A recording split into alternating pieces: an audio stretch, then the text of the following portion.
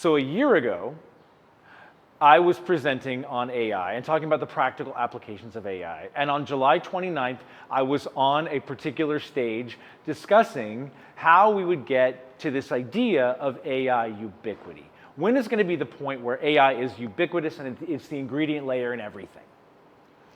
And what I talked about is that the road to ubiquity will be both incremental and exponential. So we understand exponential growth.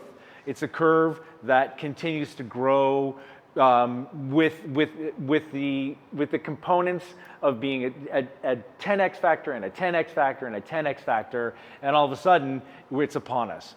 But it's the incremental part that I think is really interesting. So I liken it to the process of boiling a frog.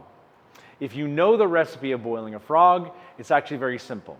You put a frog in a pot of cold water, you turn the heat up slowly, and then it doesn't notice it. It feels like it's warm, it feels like it's a sauna, it feels like it's a hot tub, and all of a sudden you have frog soup. So this is what we had talked about last year.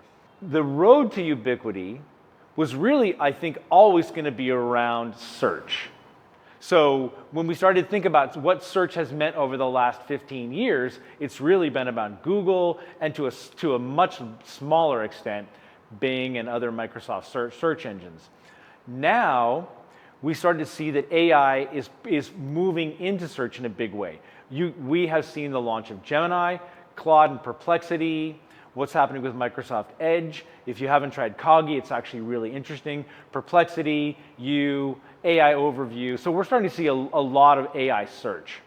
The next step to ubiquity was really getting AI from search and into the workplace.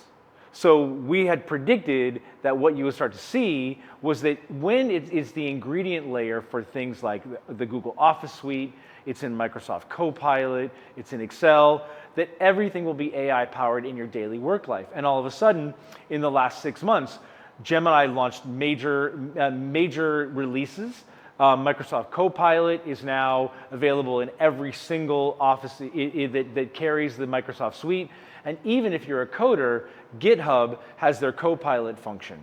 So if you think about it, if it's in search everywhere, if it's in your office everywhere, then it is the ingredient layer, and all of a sudden, dinner's served. So these are some AI images that I actually generated recently, and I have a very simple prompt. A human frog-like hybrid creature works as a chef in a restaurant and has hands that are frog-like and wears an apron. And we can do this in an instant.